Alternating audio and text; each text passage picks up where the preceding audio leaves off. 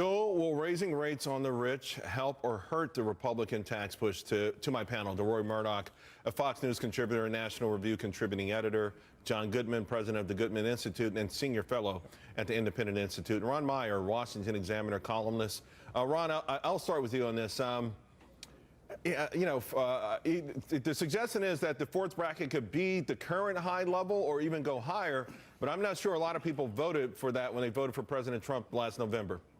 Well, I mean, I think it's kind of politically brilliant because literally the Democrats have already been writing their talking points for months on this. How it's going to be a tax break for the rich, a tax break for the rich. And just this one change alone really derails their one talking point. And you have to remember, if you lower the corporate taxes, if you get rid of the death tax, if you get rid of a lot of lower some of these other taxes they're thinking about, then really overall still the ones who are in this top tax bracket will still have an overall tax cut. And the economy will be doing much better. And if you can get this entire package passed, and this is the only concession you have to make, it's good, overall. And so it's just one of those things where I think Trump is trying to win the messaging battle. And in this instance, he's actually winning quite a bit.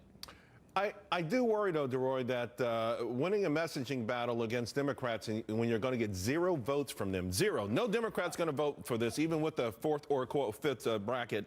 And when we know that this does hurt the ability of those high wage earners, which, by the way, many are so-called small businesses, it's going to deter what we're trying to get here, and that's the economy to keep growing. Yeah, you want the economy to keep growing by getting people who are paying a lot in taxes to pay less. And the fact is that the people who pay most of the taxes are people at the upper end of the economy, for better or for worse. And I don't think the GOP gains anything by becoming the tax increase party. This is the tax cutting party. The other important point is when you lower rates, people then decide, OK, I don't need all these loopholes. If you keep the rates high, people say, all right, if you're going to keep the rates high, I want this deduction, I want that exemption. And then you have all these lobbyists on K Street running out to defend all these particular loopholes, which we need to close up so we can bring the rates down. Right. John, there's also scuttlebutt about perhaps capping 401ks. The state and local deduction debate is still in play as well. And a lot of these things, okay, you understand the battle within the Republican Party over lower deficits and curbing our debt. We're already at $20 trillion. But some of these other things, to me, seem to be non-issues in the sense that, again, no one's going to cross the aisle to vote for this bill. The plan as is, I believe, will pay for itself. Our models show that it pays for itself. The middle class what is the plan gains, as is? If you know the plan as is right now, tell us what it is.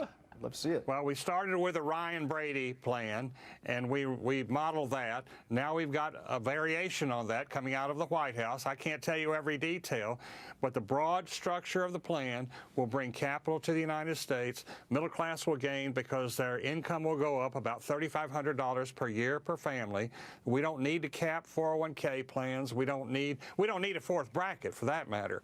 But the only reason they're talking about that is because the top 1% make out pretty well, and they don't want them to make out too well. But why not? I mean, if someone has earned the right to be in part of the 1%, are we going to get to a point where now we're demonizing them? Because we went through 8 years of that, and it was counterproductive. Absolutely right. John? Yes, so Republicans are buying into the Democratic complaint that this is for the rich, even though most of those rich people give money to Democratic candidates. Both parties are buying into this. Yeah, I think what this represents fear. The Republicans, again, are afraid. They're terrified of themselves, terrified of their shadows. They have no reason to be afraid. We've done this before. We've cut rates across the board. Let wealthy people have tax reductions. Economic growth pays for itself and helps out middle class and lower income people. And they should have the faith in their own beliefs rather than running away in fear. Right. Ron? Well, then let's let Paul Ryan and Donald Trump make the case on why that should happen, right? And so they're saying, well, there might be a fourth. Then and I think they're going to go out and make the case on why there shouldn't be. And there, frankly, shouldn't be. But we have to make the case that when the folks who would be in this tax bracket have more money to invest, they invest in the American people. And we've seen that with the Kennedy tax cuts. We've seen it with the Reagan tax cuts, that these tax cuts benefit minorities and women and young people the most. And that those people have seen more elevation after those tax cuts than any other group. Right. But unless the president and unless Speaker Ryan can make that case to the American people, this is the smart This is the smart thing to do politically if they want to actually get this thing passed. Remember, they need people like Susan Collins. Right. Okay, and I'm glad you brought that up because I'm not sure that this is going to be the sticking point for Susan Collins, right? I mean, if you look at what's happened with health care and you look at some of the scuttlebutt surrounding this and some of the pushback, you've got the conservative, fiscal conservatives, and then you have the Tuesday group, right? So you've got these two entities that one is saying, hey, blow up the debt levels. It doesn't matter, because if we can get the right amount of revenue coming into this economy, if we can, John, generate this sort of income, which, by the way, we do have historical precedent to believe that we will, then let's go for it. So I think the battle amongst Republicans is going to be somewhere else. There's going to be a couple other battlegrounds there. We're going to cut the corporate income tax rate way down below 20%. Oh, below 20%?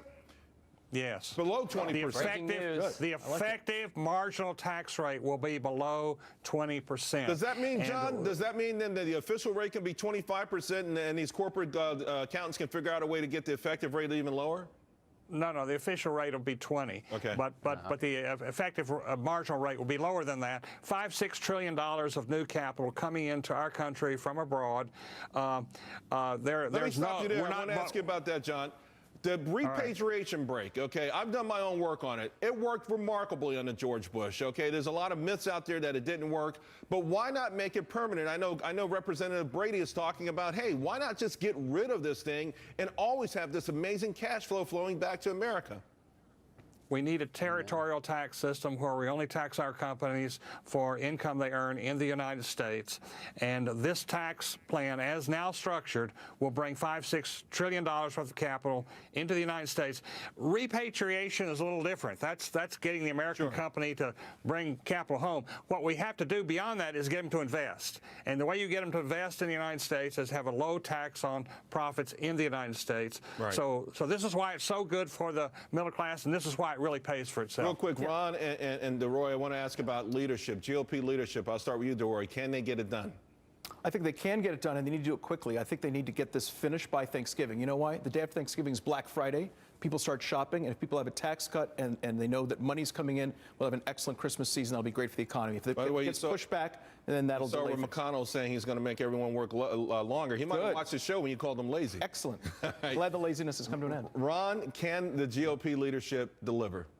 Yeah, I mean, I actually think that this has a good chance of passing in the Senate, and I think there might be a couple Democrats that are forced to vote for this. The truth is that a plan like this is going to be popular because people are going to do the math on their own taxes and realize what's going to happen. And when they start to do that, they're going to say, wow, this could actually help me and it could help the economy. And if they do the math on those two things, then they're going to want this plan passed no matter who's president, no matter how much they dislike his tweets. They are going to want what's best for them, their families, and the economy. No doubt about it. The eureka moment when people realize you can keep more of the money that you earn. Who could hate that? Gentlemen, thank you all very much. Have a great weekend.